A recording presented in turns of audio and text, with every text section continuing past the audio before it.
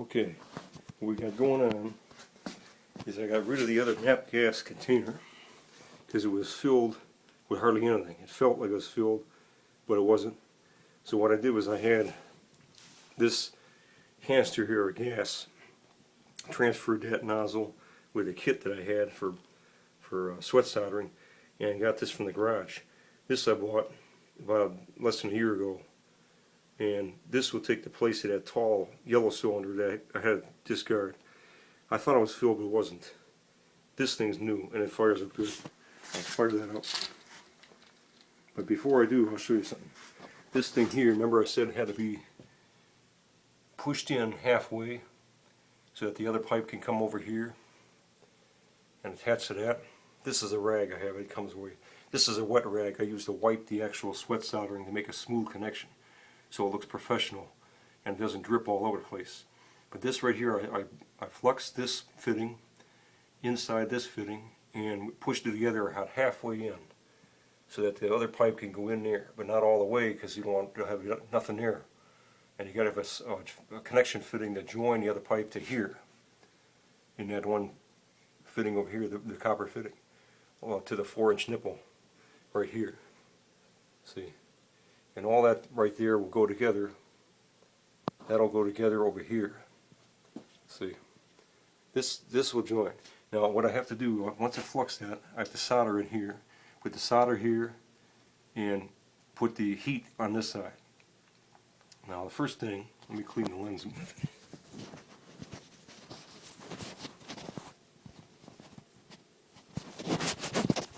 Okay, first thing I do is get a trick I learned on the internet, actually on YouTube, is one plumber was saying how you could put pieces of bread in the actual line.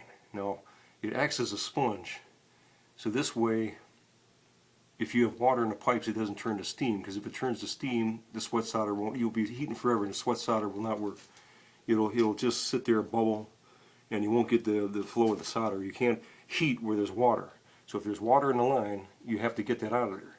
And how to do that when it's at an angle is kind of hard to do because it's not draining like gravity drains it down. You're going straight across, not down. So to get that water back far enough where you can sweat solder over here, you have to use a piece of bread inside the pipe to absorb the water. Now you might be saying, how does that bread do that? Well, it acts as a sponge. And when you turn on the water supply after you actually have that sweat soldered, you know, all this together here, when you have the pipe which we get to cut connected, after we get this done here, this will assist us. This will assist us in having to push back the water. And when you turn the main water supply on, when you're done connecting all this, you'll flush the bread up into the upstairs sink. You open the taps, and you make sure you take the screen out of the actual faucet so that the bread gets watered down and flushed through the upstairs sink and out down the drain. And it will go out of the system, unlike a sponge will stay in there. It'll act as a sponge, but it'll be a piece of bread that will dissolve on contact with the water when you actually turn on the system. So this, I got to stuff some pieces of bread, and this is the bread I got right here. That's the flux. This is the copper line that I'm putting in. I'll have to cut it with this cutter right here, and that'll go in here from this joint, from the 4.5-inch galvanized nipple. That's what it's called, to that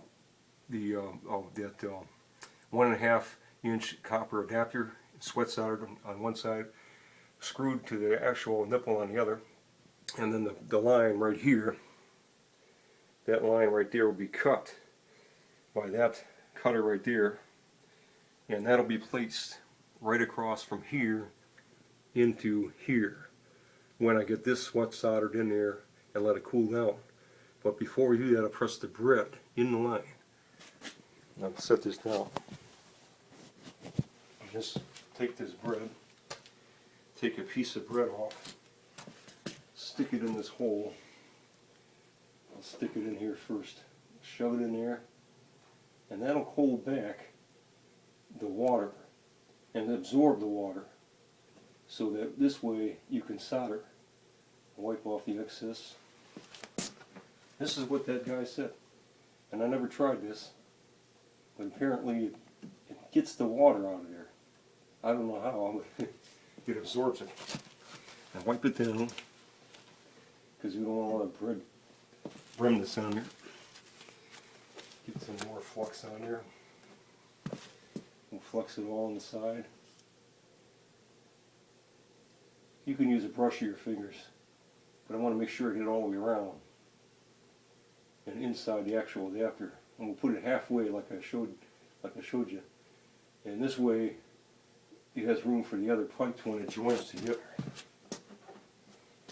And I put that in the joint, this right here. Make sure it's coated with flux. This way it flows. The solder capillary action, they call it, will flow. The thing will flow from one point to the other against gravity. It'll go upwards anywhere, as long as this flux is in there. Nice and good. And we'll put that fitting back in here with the bread we already put in the line. Push it halfway down in there, and about halfway, because we got a room for the other joint. Halfway in, and we're all fluxed up. I'll wipe down this goop. I'll fire up the torch, and then we'll heat it up. And then what we'll do is put the solder on the opposite end of the joint after we're heating it.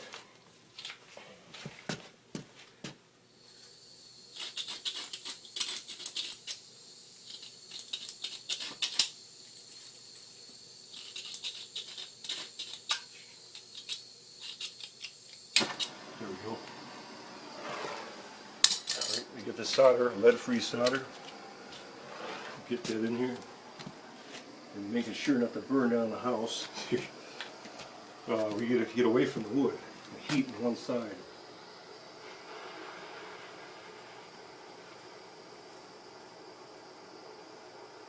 And the bread trick seems to be working because right now I don't hear no popping. I had to stop the video because it was popping.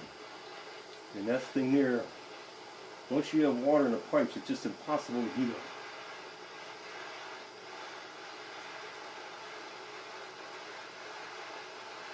Well, there it is. The solder's flowing, and it'll go around it. It'll go all the way around.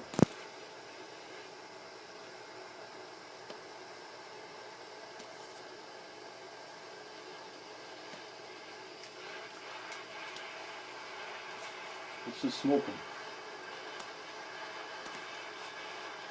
You wipe it with a towel real quick.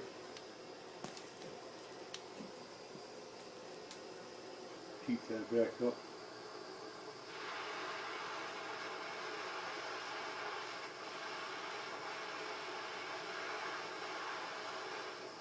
That's the label coming out. We'll put more solder in it. And what we do, see here.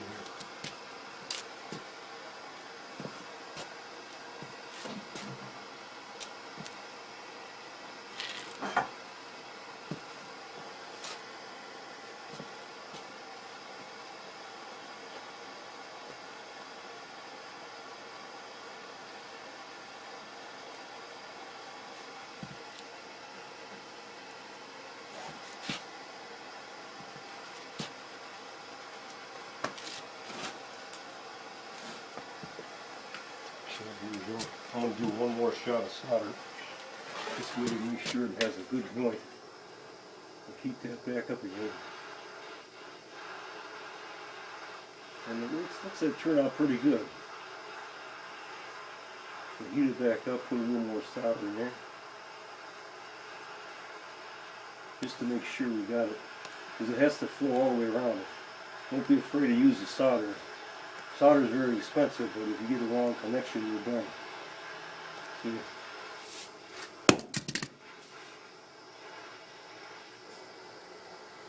So you wipe it with a wet towel right there. Make sure you wipe all the way around.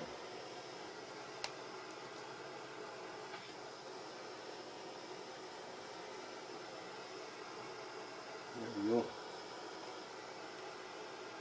Turns out pretty good. Like I said, don't be afraid to use the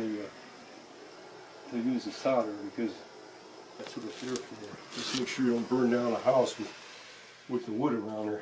They have fire shields for that, but over here we got enough room, and that's going to be smoking hot for a while. Now the joint moved, you may have seen it move a bit, and I wiggle it around, but we reheated it, and the flux through the solder in, and it worked out pretty good. A lot of smoking, but it takes a while. See, but right now it's bubbling. That bread inside dissolved. It held back the water, and then we got a good solid connection. And the connection looks like this. And we'll see right in there. See, now that one, if you can see, it's hard to see with the light. We'll move around here. But the dark areas, the label on it that burned off. But we'll try without the light. Maybe that'll look better. See, now here's the actual fitting. See how smooth it is? It's kind of hard to see, but it's smooth. See, without the flash. And it's a smooth professional fitting. There's no lumps or bumps, and then apparently it goes all the way around. And inside. See how it goes inside? The solder goes inside the connection, which means you have a solid connection. This capillary action of the solder and the flux made it flow into the actual fitting and in to this area here, inside the pipe. That makes room for the other pipe. See? And then we sand that, but we got to let it cool. And I'll shut down for now, and I'll talk to you later.